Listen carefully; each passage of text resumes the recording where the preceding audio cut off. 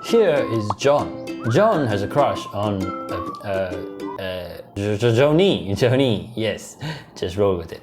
Joni is a beautiful woman, talented and confident. John is a skinny. That's it, John's just skinny. Which means he wants to say hi to Joni, but he overthinks it. He thinks about all those times people have called him skinny, and he doesn't like how he looks himself. But he's got only one shot and one opportunity, and I like Call of Duty. Do you? He blows it.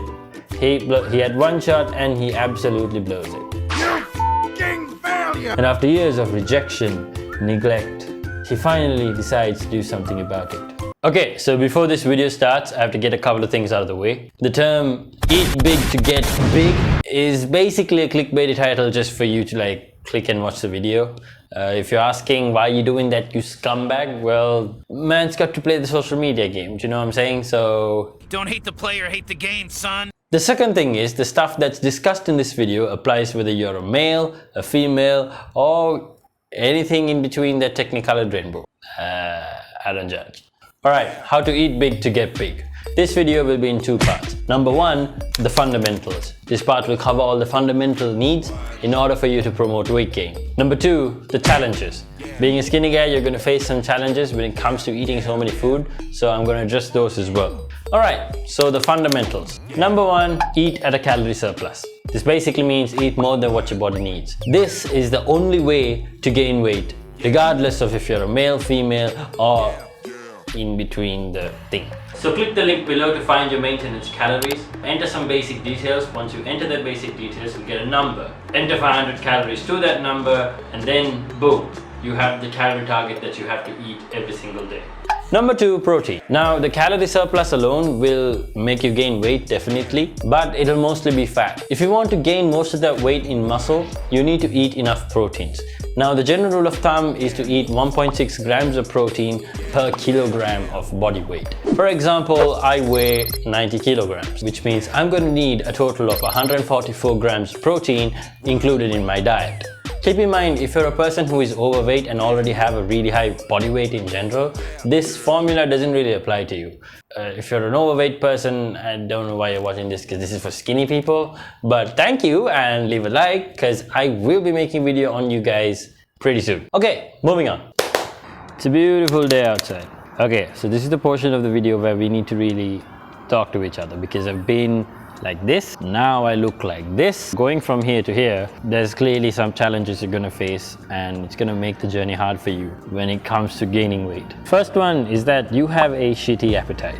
Every skinny guy has this problem. We're just not as hungry as normal people.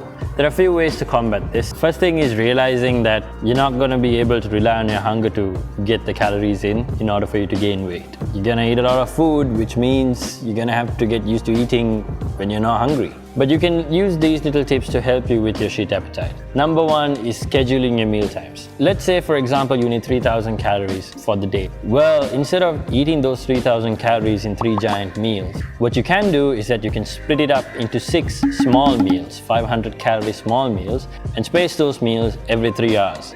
Or the other option, which I have also used, is you have 2 giant 1,000 calorie meals and you have 2 snacks which are worth 500 calories or 2 mini meals. Second thing you want to do is you'd want to set a 5-minute timer. We're usually used to eating with a lot of distractions around. That means we either eat watching TV or eat scrolling through Instagram, or we might watch something on the computer. The problem with that is that it kind of makes you eat your meal slow, and that gives your brain enough time to realize that it's full.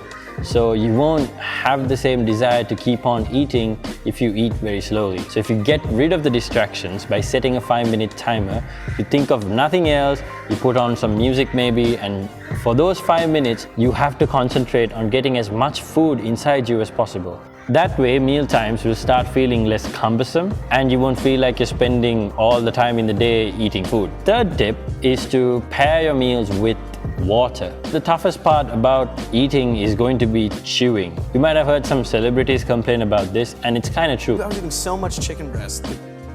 The hardest part about it was actually chewing it all. So I would just put it into a blender, blend it all up, and just drink chicken. So the solution to this is actually eat with a sip of water so that the chewing process becomes easier. Then you can actually gulp it down fast. Challenge number 2, you have a fast metabolism.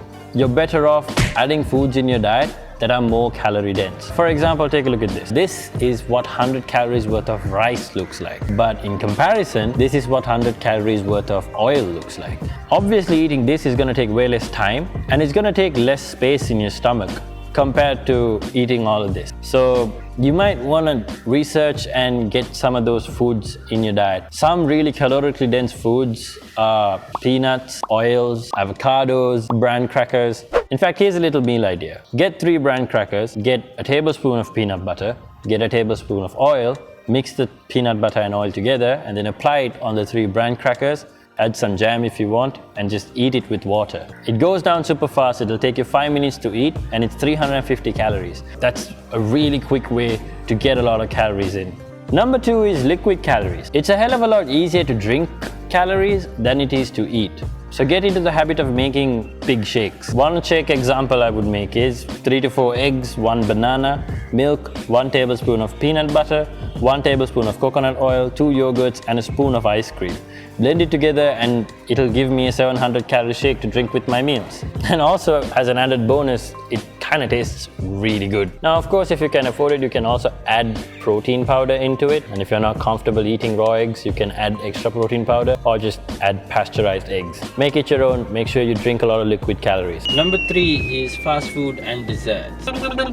What? Yeah, exactly. I'm kind of recommending you guys eat fast food and desserts. Now hold your horses. So now I know what you're thinking. Shouldn't I get my calories in through whole foods and healthy sources of carbs, proteins and fats? You are absolutely correct. In an ideal world, yes. But the problem is we have such a shit appetite that we're not going to be able to eat a lot of really good quality stuff because it lacks taste. So while I don't necessarily recommend you go out of your way to make sure that you eat a lot of junk food, all I'm saying is try to get as much of your protein in through whole and nutritious foods. But once in a while, if you feel like eating a burger, don't shy away from it. It's completely fine.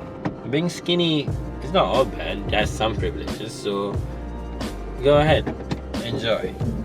The third challenge you're going to come across is budget. Quite simple, more food equals more money spent to get those foods. By far the most expensive item to get is going to be proteins. Your best bet here is number 1, to stick to a couple of cheap options. Your best bet is actually eggs and chicken because they're the cheapest and they are protein packed. You can also have beef liver if you have the taste for it. Now, if you can afford it, go for the variety. Get the beefs, get the muttons, get whatever you need in order to hit your protein goal.